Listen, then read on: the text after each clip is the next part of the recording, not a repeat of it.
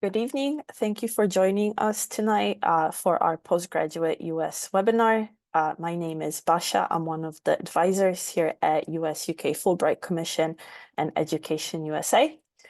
Tonight, I'll be talking about studying for a postgraduate degree, reasons why you might want to do that, how to think about universities, how to choose them, and the processes behind that. And I'll talk about funding US education and the application process as well. Just so you're aware, this webinar will be recorded and will be available to you at the end of this week. And I will also finish with some Q&A at the end. And as I go along, if you have any questions, you could just pop those into the Q&A box and I'll try to answer them at the end of the webinar. Okay, so before we dive in, what exactly is Education USA? So Education USA is an advisory service that is part of the Education USA network, which is a US Department of State networks of over 400 different international student advising centers throughout the whole world. And we help international students with how to study in the USA and figure out how to go about that process. We're based at Education USA, and our center is based at the US-UK Fulbright Commission in London. And the Commission and Education USA are paired up here in London to help people explore education in the US, and also at the graduate level to provide awards to graduate students to go study in the US. And our aim as Education USA advisors is to offer completely free and unbiased advice to help students study in the US. So if your dream is to study in the US, we are here to help you out. Okay, so why study in the US? There are a lot of different reasons why you should study in the USA, but some of the main ones include the wide range of choices that the US universities provide. So there are over 1,700 universities that offer postgraduate degrees in the US as compared to about 120 here in the UK. So straight away, there's a lot more variety in institutions, and also there's a lot more options and choices throughout the different academic departments in the US. Studying in the US allows you to internationalize your CV. A lot of employers nowadays cite cross-cultural experience as a very attractive quality from their employees. And it's also helpful to have diverse experiences and to demonstrate independence necessary to study abroad. Going to the US also allows you for global networking. So US universities give an unparalleled opportunity to create various global networks, not only with the American faculty and institutions that you're in, but also with the diverse colleagues and classmates that make up many US universities as well. It also offers practical experience during your studies. So there are many opportunities for hands-on research, different internships, and also teaching opportunities at the postgraduate level in the US. Going there also allows you to expand your horizons. So you'll be living and studying in another country, and it will help you expand your worldwide view with meeting different colleagues and classmates from around the world. And it might also give you the opportunity to expand, different avenues available to you in the future. And there's also a lot of funding opportunities in the US, which might surprise some of you, but this is one of the top reasons to study in the US. There are a lot of different funding schemes and scholarships that are available on the postgraduate level, and I'll talk about these a bit later on. Okay, so what are the differences between the US and the UK? One of the main differences is the duration of the course. So typically in the US, the programs are longer. A master's degree is usually 2 years. There are some one-year programs out there, but most of them are 2 years. And the PhDs are between 4 to 6 years long. This also might vary and might be less or more depending on the program and the department that you are part of, but usually they're between 4 to 6 years. There's also an integrated master's in the PhD in the US in the first year, or sometimes in the first 2 years of the coursework you'll be doing as part of your PhD. And those that already have a master's are usually allowed to use this time to kind of sharpen their skills and gain more experience in teaching, or possibly doing more research, or even be an assistant. And typically a master's is a mandatory component of the degree, so you can't just skip and reduce the time you'll spend on your PhD if you have a master's. That time will just be used for something else. There's also no pure research degrees in the US, so programs include coursework on all postgraduate levels in the US. There's no set fees or standard application deadlines, and these will vary greatly by university and even by the department at each universities. So the fees and deadlines at one university might vary drastically department to department. The postgraduate programs are also organized by the department, so they're not organized by the supervisor. And you do not need to know your supervisor beforehand, especially since some programs are more interdisciplinary. And what that means is that you might have multiple supervisors, or you might even have a committee. And you do not have to have an in-depth research proposal to apply, as they kind of expect you to figure this out throughout the program.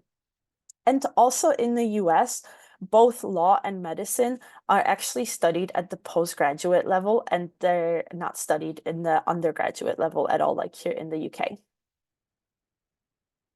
Okay, so what does a timeline look like for studying in the US? We recommend that you begin your research of the programs about 12 to 18 months before enrollment, and then finalizing a selection of between 3 to 6 universities to where you want to apply around 10 to 12 months before you plan to enroll. And also around the same time, you want to take any required admission exams and begin your applications to those programs. Now, about 8 to 10 months before you enroll, you should be putting together an application and submit all your applications according to the deadlines for each program or each university. Now, around 4 to 7 months beforehand, so this is in the spring before you enroll, you should expect to hear back from universities that you apply to with their decision for your admissions. And based off of where you were accepted, you should then notify the universities on your decision. And then you should apply for your visa, which is about 1 to 3 months before the enrollment. Now, there are different resources available on our website to help you with things like your pre-departure. So that's including some travel advice, the campus life in America, living arrangements, and similar things like that. And you would then typically start around mid-August to early September, which is actually slightly earlier than here in the UK. Usually you tend to start mid-September or even late September in the UK. Okay, so now that you're aware of the timeline, how do you go about choosing a program? As I mentioned, there are over 1,700 institutions that offer postgraduate programs in the US. So there are a lot of different options available, and each institution and even each department within an institution will be different. So how do you go about narrowing down that number to, the 3 to 6 universities that you actually want to apply? So the term that we like to focus on a lot at the Fulbright Commission is this idea of fit. And what that means is that we want for students to find a program that is really going to be the best fit for you and your personal and also your academic interests. Now, the first step in the choosing process is actually to locate the different factors that are important to you. And making a list of what will really matter to you. So what are your deal breakers. What does the university have to have for you to go there? Or is there anything that you're willing to compromise on? So make a list of those factors. And what I would suggest is you kind of rank them too. You know, your deal breakers and then things that you might or can compromise on as well.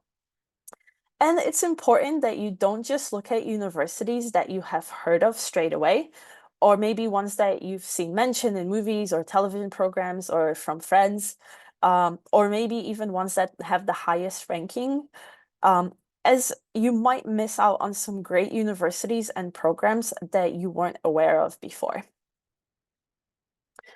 Sorry.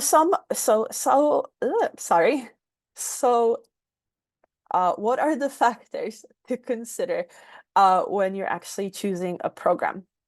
The first thing you might want to look at are the types of institutions that are available in the US. Would you rather go to a public or a private university? Do you want to go to a small university, or maybe you want to go to a very big or large university where the campus and the student population is quite big? You might also want to look at the program types.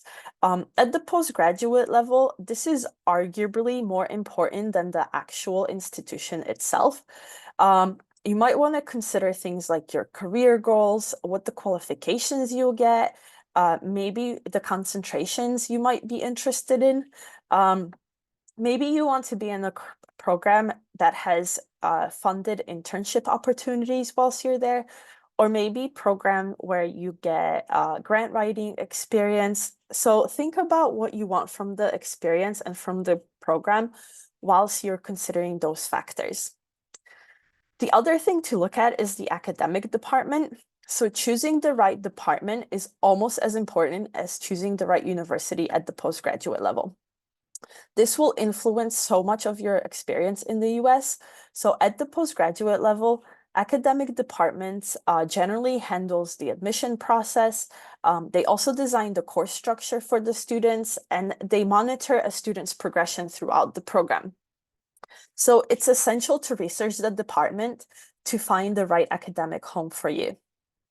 And keep in mind that departments can vary drastically at each university, as I mentioned. They might have different areas of faculty expertise. They might have different elective courses or concentrations on offer. Different departments might be tightly focused or more interdisciplinary. They might also have a different size and atmosphere as well.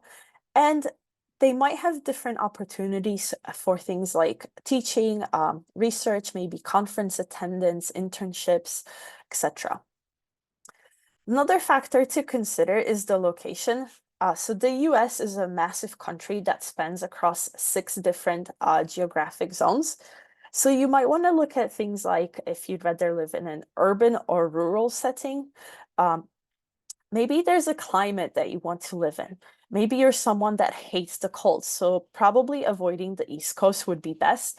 Or maybe you're someone that loves 4 seasons. Maybe the East Coast will be ideal place for you. Another thing to look at is the access to transportation options. Will you be somewhere where you might need your own car? Or is the university located in a city where there's good public transport available?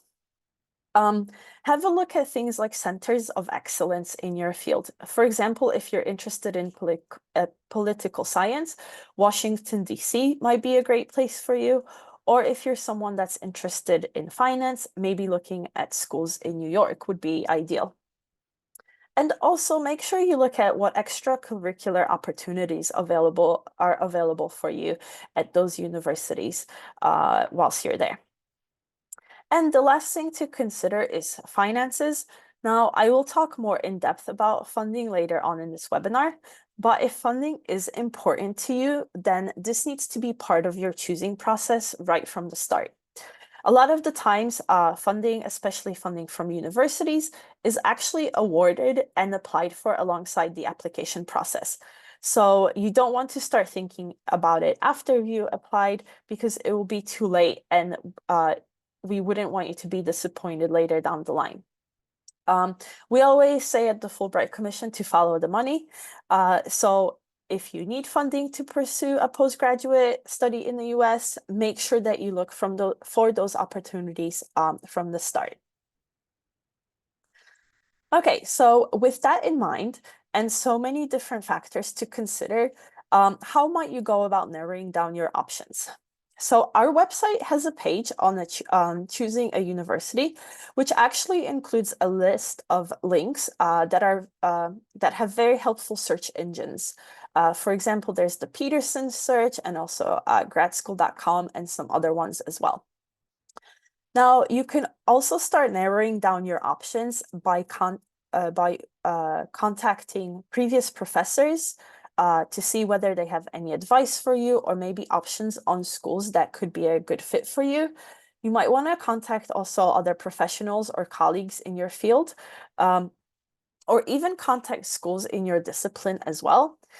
And think through the work of scholars that you might have previously read. Is there anyone that you have identified or that stands out that is doing the kind of research that you're interested in doing? Maybe find out where and what they are teaching, and maybe look at what their colleagues are working on as well. And our advice is to narrow down your choice of universities to about 10 in order to research them further. Okay, so this is an example of the Peterson search engine that I talked about, which is linked on our website. And this is particularly helpful to decide and rank what factors are important to you in choosing a university. So for example, I will use this tool to look for graduate level schools and programs in a particular field. And in my case, I'll be looking at programs in anthropology. So as you can see, the search engine pulls up the results of different universities with different departments and programs in anthropology. And on the left sidebar, you can select a variety of different factors, such as location, what the tuition fees would be like, what the school size is, and it allows you to narrow down the list even further.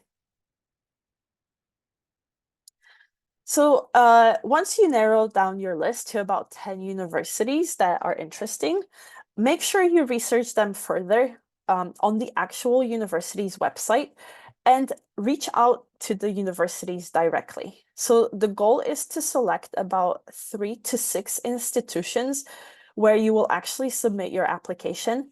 And to narrow down your options, we advise that you, first of all, look on each university's website. You can find more information on their faculty there. Some universities even list the CVs of the faculty members. They list their research interests and even provide a list of their publications as well. Sometimes they even provide contact information for specific professors that you could reach out to. So you might be able to find out if they're still working on something and what interest on something that interests you, and see what they're currently working on, or maybe if they could put you in touch with some of the colleagues that have the same interest as you. You might also want to reach out to current graduate students. So graduate students will give you valuable insight into their experience as a graduate student at a particular university or even at a particular department. Some universities offer Zoom calls that you can book with current students or even staff members. And some offer what's called a Zoom coffee session, where they have current postgraduate students kind of answering questions that you might have. So this is a good way to find out what kind of projects current graduate students are working on, how close the relationship between the professors and the students are, how close they are with their supervisors, maybe what the campus culture and campus life is like. Or you could even ask more broad questions about the local area, maybe where to find a good apartment or what the cost of living is like.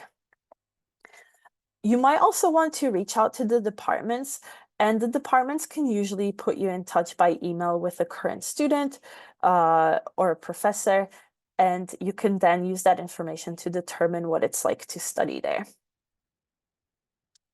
Okay, so now that you've narrowed down the options, let's talk about funding. So funding is one of the top things we get asked about here at the Fulbright Commission and Education USA. And there's a big funding misconception that the US universities are always more expensive. Now, the good news is that there is a significant amount of funding available on the postgraduate level for students, and particularly if you are willing to be flexible and kind of go into this whole process with an open mind. There's loads of funding available there.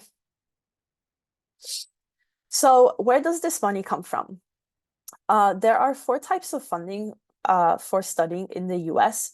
So the first one is personal or family funds. And there's a big culture in the US of saving and paying for university in a way that we just don't have here in the UK because we have the loan-based system here. So in the US, there is an exception that you will make some sort of contribution to your studies. The next source of funding is the US universities themselves. And this is the best source for funding as it doesn't have to be paid back. And there are two most common types of university-based funding for postgraduate students. The first one is a fellowship, and these are outright grants that allow recipients to focus on their own work. So it's just money that's given to you. So it's grant money that's given to you. And the second one is assistantships. And these are offered in return for services provided to the department. So what that means is you either have to do some teaching, you might be involved in some additional research, or maybe you would be a lab supervisor, or perhaps work in a campus office in exchange for fees waived, health insurance, and or even a stipend.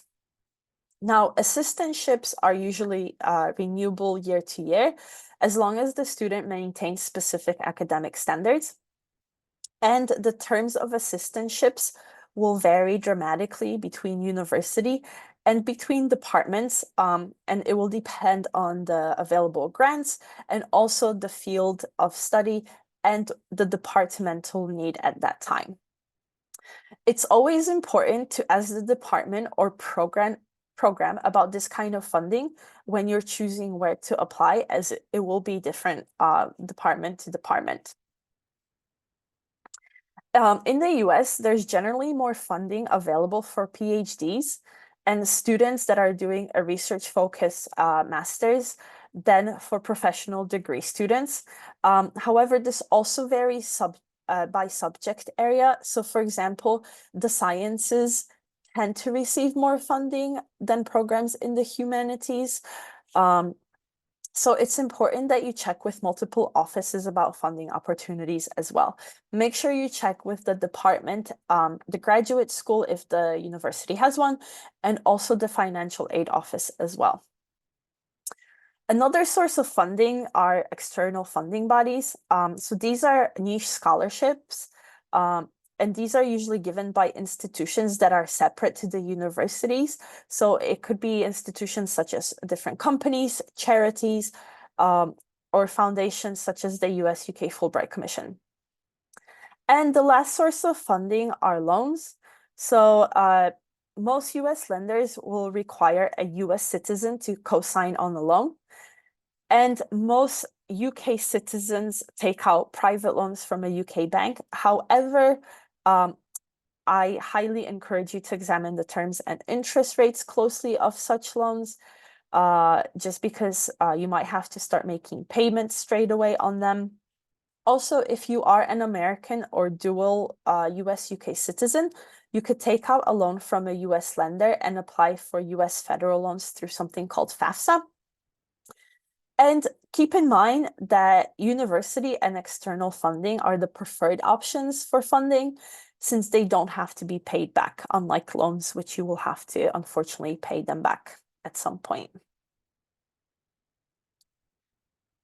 Okay, so now that you're aware of the sources for funding, we advise that you consider a funding strategy to try and kind of lower down the costs and manage your expenses. So you might think of three different approaches. You could reduce the cost of living. So living in a rural area will be less expensive than in an urban area. That's something to consider. You might want to look at regional costs. So same as UK, it's more expensive to live in London than in Lancaster. In America, it's more expensive to live in places like New York and LA than states like Ohio or Michigan, perhaps. Another strategy is to look to lower the actual tuition costs. So public universities in the US, meaning universities that are state funded, generally have lower costs than private universities. Now, something to keep in mind that usually private universities might have more funding and available, and the funding will vary by department within each university. So it's important to kind of do that research again. Now, you could also look for university funding in addition to the ways we've already talked about. You could also seek additional funding outside of your program. So for example, if you're doing architecture with an interest in environmental architecture and making buildings more green, you can try to seek funding from two different departments. Now, you might not necessarily be able to use all of these strategies in one go, and you might find that universities with lower tuition fees actually have fewer funding opportunities. So beware of the different factors at play and make sure you do that research. So an example of using that funding strategy is looking at attending a university in Boston in the state of Massachusetts. So Boston University's cost of attendance within the Department of Education and Human Development is over $85,000 with tuition, room and board, and other fees. Now, if you compared that to an MA at the University of Massachusetts in Boston, the tuition and off-campus finances would actually be $40,000 less. So straight away, you're cutting out your costs almost by half. Now, both these universities are in the same city with a great variance in tuition and fees. So remember, stay open-minded. And something to keep in mind is that sometimes universities that are close by will have links and relationships with each other where you might be able to take classes at Boston University while studying at University of Massachusetts. Okay, so now I'd like to take a little look at a few examples of how to identify funding opportunities. So for university funding, the best resource is the university website itself. Make sure that you check out the department, the graduate school, if they have one, and the financial aid pages. Check all three, as sometimes not all funding opportunities are advertised centrally. So have a look at what they say and have a look if they have much funding available. Universities generally try to give you an accurate, but sometimes a conservative measure of how much funding they have on offer. And keep in mind that if this information isn't available online, it might suggest that they actually can't offer a lot of financial support. But it's always worth getting in touch with the department administrator or even the director to inquire about information about funding. Make sure you think about where you will be a competitive applicant for funding, or if you're a competitive applicant at a particular institution. We advise that you ask current students how competitive funding really is at each university. You know, what their assistantships involves, what the work-life balance is. Make sure you try to get the inside scoop from current students. You might also want to ask how many assistantships there are available, if they are full or partial assistantships, and if possible, find out on what basis they are awarded as well.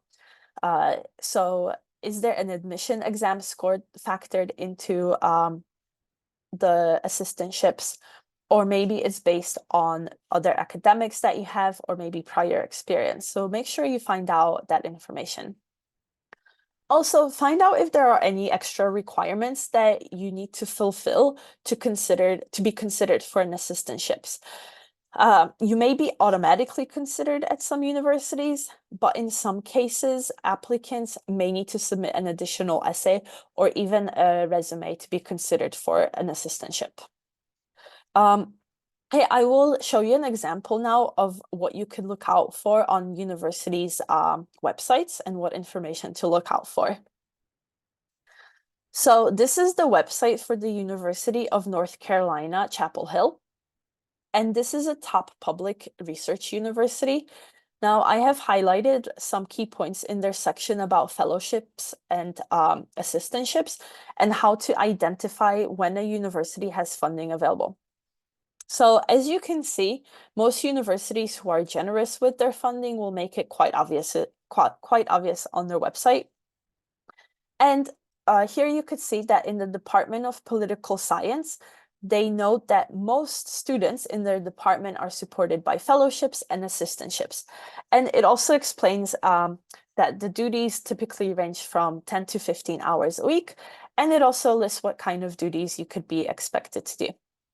It also mentions eligibility for a variety of different fellowships, and it notes that Chapel Hill has a low cost of living. So you could see that 2 points of the funding strategy exist here. So both university funding that's available for you, and there's a lower cost of living at this university as well. Okay, so here are some examples of scholarships from external funding bodies. Now, these are non-university scholarships and can be either part or full funding. There are different resources for exploring external funding scholarships.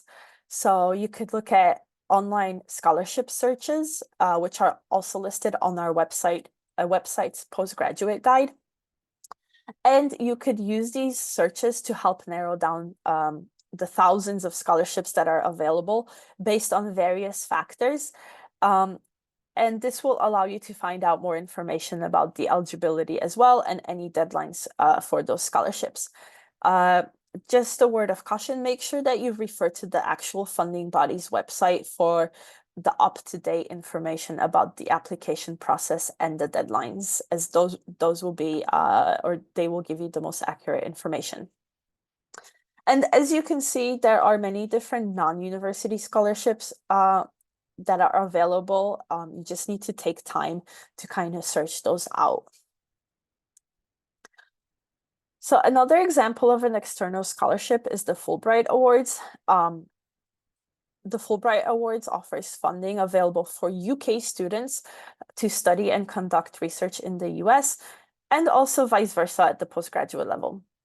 The number of awards fluctuates each year, and the applications will open in early February with a deadline beginning in May. And this is for students beginning the following year. So this might even be before you have applied to university. There's a variety of different awards available. Some are only for your first year of studying. There's also some other partner awards that are fully funded.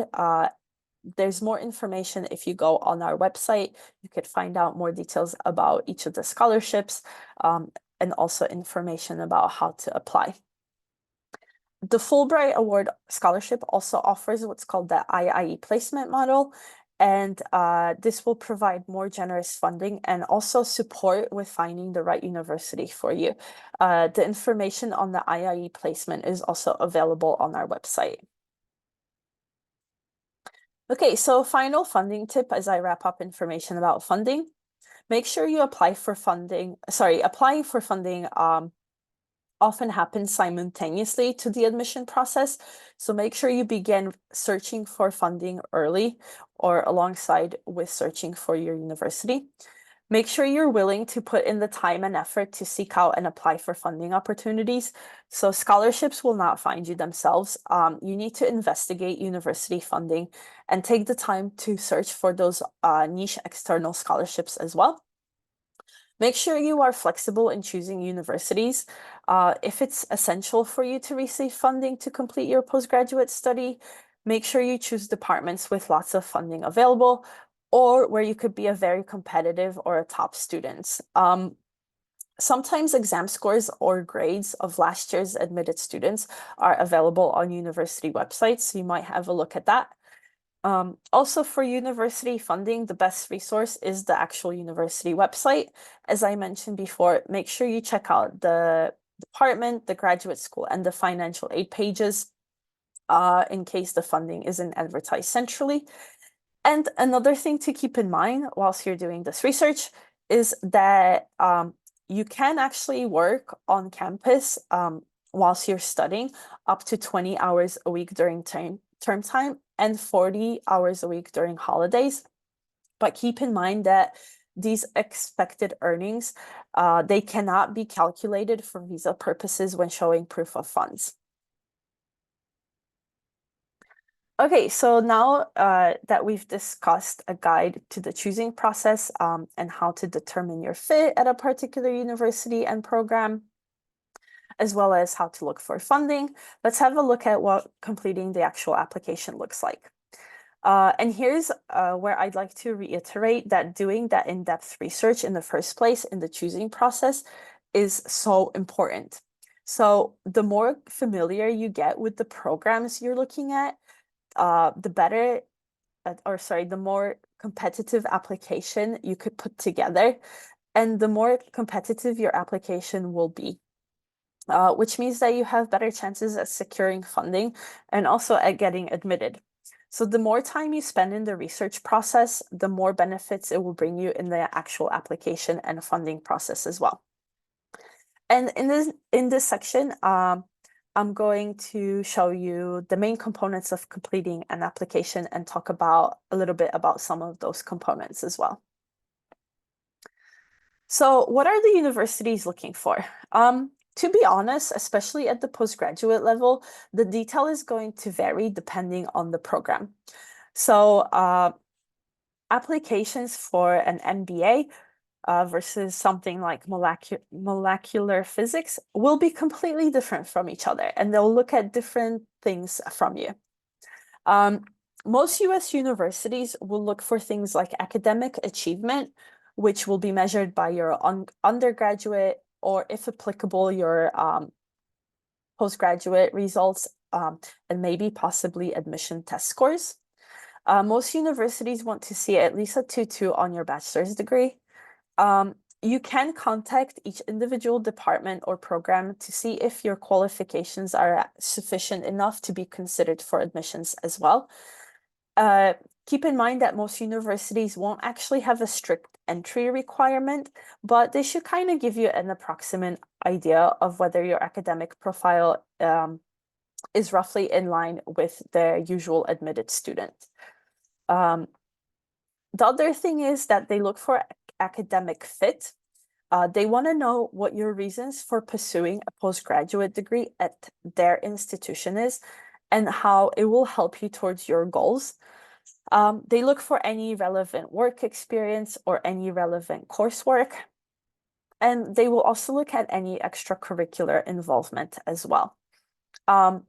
US universities want to see a pattern of relevant work or study experience that lays a strong academic and practical foundation for your studies. And they also want to look at your ability and interest in being involved both in and outside the classroom as well. Keep in mind, US campuses are very lively places, and they want to see your personality come out in the application process and how that would fit within their campus and within their university. And some universities might also want to know why you want to study in the US specifically and why not in the UK. In terms of the application components, there's actually no standard process for applications, and this will vary by university or from university to university. So each university can set their own deadlines and application requirements as well. Most application will follow a similar format, and you might be able to reuse or adapt the materials you prepare for each. So most applications will have an application form with your basic information, admission test scores, which will actually be sent to the university by the organization that administered the test. They'll ask for a transcript or list of your academic marks, and you could usually ask your university or registrar's office for a transcript of your undergrad or master's document. They'll also ask for a personal statement describing your academic interest, professional and personal goals, and any relevant experience you might have. And this is actually an opportunity to put forth any personal history or context and kind of sell yourself to the program as well. You will most likely be asked to provide 2 to 3 letters of recommendation. The university might provide you some loose guidelines for selecting your referees. For example, they might ask for 1 letter from an academic or professional referee. Make sure that you choose someone who knows you well, both in and out of the classroom. You might also be asked to submit a CV, which lists your professional and extracurricular accomplishments. Some programs require an interview. So usually it's for degrees such as an MBA, occasionally for research degrees as well, but it depends on the program. You might have an audition if you are applying for a program in the arts, and art students may also be asked to submit a portfolio of work, while students that are applying for research-focused degrees may be asked to submit a writing sample as well. And also there is an application fee that's usually between $50 and $150 per application as well. Now, one thing you want to think about when you're choosing universities is how does your academic profile compare to other applicants? So how do universities measure you up as a potential colleague or student compared to others? You might want to consider things like your grades or UK qualifications. Maybe look at your test scores, so the US admission scores.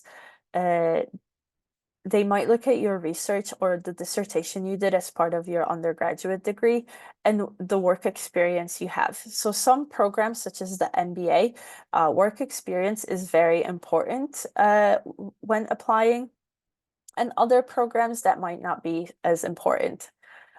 Universities are looking for that X factor. So anything that makes you stand out from others will determine kind of if you are likely to be accepted or competitive for funding. Now, as an international student, maybe you already had a unique undergraduate program, and you might be able to make a strong case as to why you would bring something unique to their program. So they're looking for interesting mix of ideas and people on their program as well. So make sure you can stand out in your application. Okay, so talking a little more about the admission exams, as I've mentioned those a few times. So the admission tests act as a method of evaluation, and this is due to the lack of the national curriculum in the US. So it's kind of used to level out the playing field a little between their applicants. Now, there are a few different exams that are available depending on what you want to pursue on the postgraduate level. The most common is the GRE, which is the graduate record exam. And this measures your verbal reasoning, quantitative reasoning, critical thinking, and also analytical writing skills. Most master's programs ask for you to take the GRE. This isn't always going to be required, but if they do require an exam, it's likely to be the GRE. Some other admission tests are the GMAT. These are used for MBA programs and business programs. There's the LSAT, which is used for JD programs, but not for LLM law. Instead, for that, they actually require a first degree in law. There's also the MCAT, which is used for MD programs and medical admissions. Now, in terms of these exams, they are quite different to what you're used to here in the UK. All of them are multiple choice and they have a very strict time limit for you to take them. Now, in terms of how important they are in the admission decision, it depends. Some universities may not require them at all, but for others, it might be a factor into their decision. They're more interested in you and your personal statement and your transcript than your admission test scores. And it could also be that some programs will be more interested in parts of your exam. So maybe your analytical writing and verbal reasoning score and how you did on the quantitative reasoning section of the exam as opposed to the whole exam. So it just really depends. You could ask each program or university as to how much weight it's given during your research process and see how much the admission tests actually weigh in on your whole application. Now, to ensure that you actually take the appropriate test and to confirm that you need to take a test at all, make sure that you check the website of each university to which you plan to apply to make sure that you're taking the right test or if you even need to take a test. And pay close attention to the university's application deadline so that you could plan your exam schedule accordingly. Make sure that you register early for the exams, as this will allow you an option to retake the exam if necessary. And make sure that you properly prepare for the exam. There are many free preparation materials online, and there's also options to buy study guides as well. And also since COVID, they try to make these tests as accessible as possible. So you could take the GRE at home and there's even an option to take the GMAT online as well. Okay, so another part of the application that I like to talk more in depth about is the personal statement. And this is one of the most important parts of the application. So this is not like your UCAS personal statement, but it's actually an opportunity to showcase what you could bring to the university. It's not an in-depth research proposal. Some universities may ask for a separate research statement that outlines your research interest or future plans, but it would be separately. Some universities, instead of a personal statement, they may ask for an essay on a specific topic. Others may ask you to address something specific. So make sure you check the requirements carefully on each university's website. And personal statements will help reveal your individual character, or it should help reveal your individual character, motivation, future goals, and what your interest is in that particular university program or field. Now, there usually is no set structure for writing a personal statement, so you have the opportunity to be as creative as possible and make yourself stand out in the statement. Some students choose to start with an anecdote, describe how they became interested in their field of study. Some kind of use a central theme to link and describe their experience and future plans for both their studies and future career. But make sure you're not modest. This is the time to kind of sell yourself as an applicant. We have more tips on our website as well. And we also included some different examples of successful personal statements that you could have a look. Or you could always just Google, personal statements for postgraduate studies in the USA. There's lots of different information out there, which I would recommend that you actually have a look at some successful personal statements as well before you start writing your own. Okay, so another part that I've mentioned are letters of recommendation. You will be required to get there between 2 to 3 letters of recommendation. We recommend that you ask a variety of people who know you well. Some universities may provide you with some very loose guidelines for selecting referees. Like I mentioned before, they might ask for 1 letter from an academic or professional referee for you to have. If you do have multiple academic referees that you can choose from, Make sure you choose someone who knows you well, both in and out of the classroom, to showcase that, extracurricular involvement as well. Make sure you choose referees that will complement your application package, and also each other, so that you get a good balance of classroom and professional, and also research and extracurricular as well. We recommend that you meet with your referee to kind of discuss the letter. And it's also helpful to give a copy of your application, transcript, or even CV to them. You might want to tell them reasons for doing a postgraduate degree in the US, or maybe in your chosen field, maybe what your interests are in the particular university that you've selected, or any future goals that you might have as well. And make sure that your referee is aware of any deadlines and paperwork they need to complete as well. So these letters of recommendation are a great marketing tool for you as an applicant. Your referee can make you can make suggestions for the content of the letter, but it's very important that you don't actually see the letter before it gets sent off to the university, and that's in order to maintain the credibility of the letter as well. You can direct referees to mention things like your ability to succeed at the postgraduate level, any observations about your performance that they've made, maybe your ability to positively contribute to the university. Maybe they might want to mention your leadership abilities and your character, maybe the passion that you have for the subject of your choice as well. Our advice is to encourage your referees to avoid being restrained and too modest. American referees tend to write in a very enthusiastic tone, and they use positive and descriptive language to discuss the applicant both in and out of the classroom. So bear in mind what will be written about your American counterparts when you're preparing your UK referees to write their letters about you.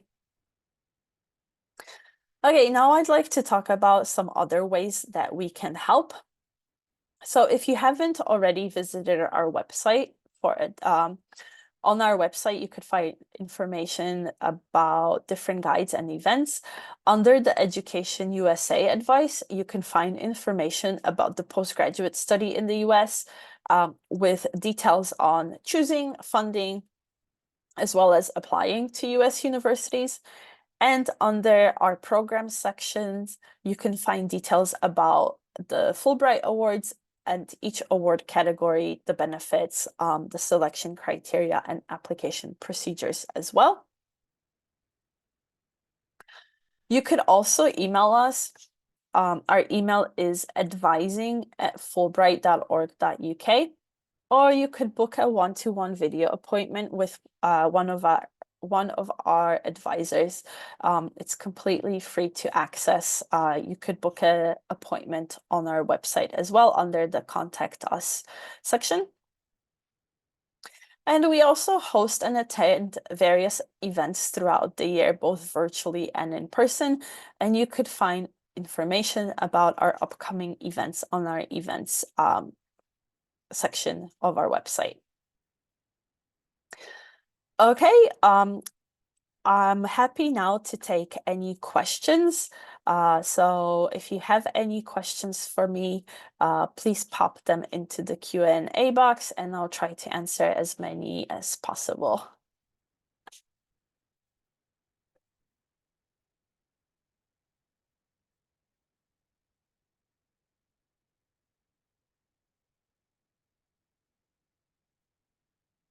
Okay, it doesn't look like there are any questions. If anyone thinks of a questions that they might have, I'm just gonna pop our email address into the box.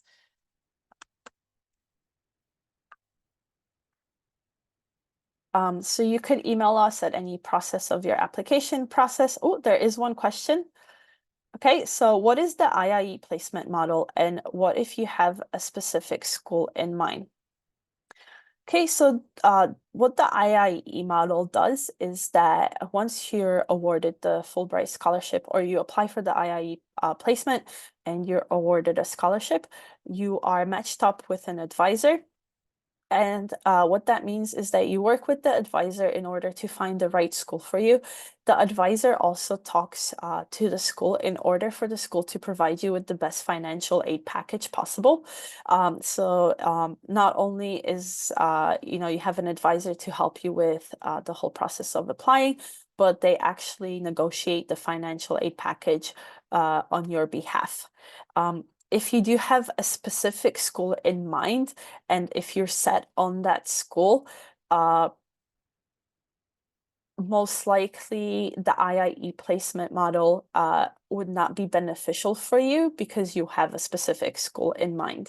However, if you have a school in mind, but you are open to other suggestion, the IIE placement is a great way to have someone work with you to find the best financial package for your postgraduate studies.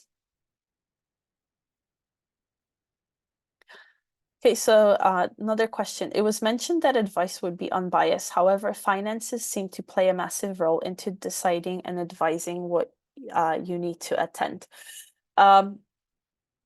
So it's an unbiased advice, as in we don't necessarily tell you which university to apply to.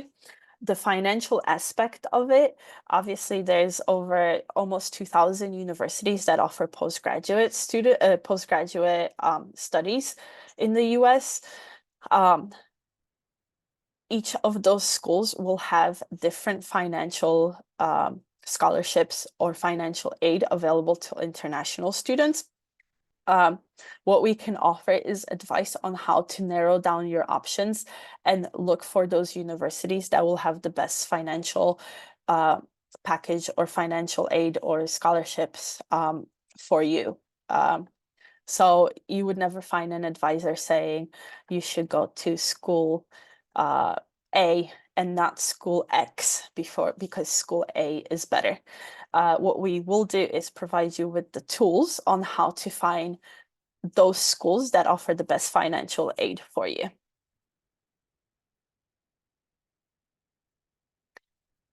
Okay, I'm going to wait a couple more seconds to see if there are any other questions.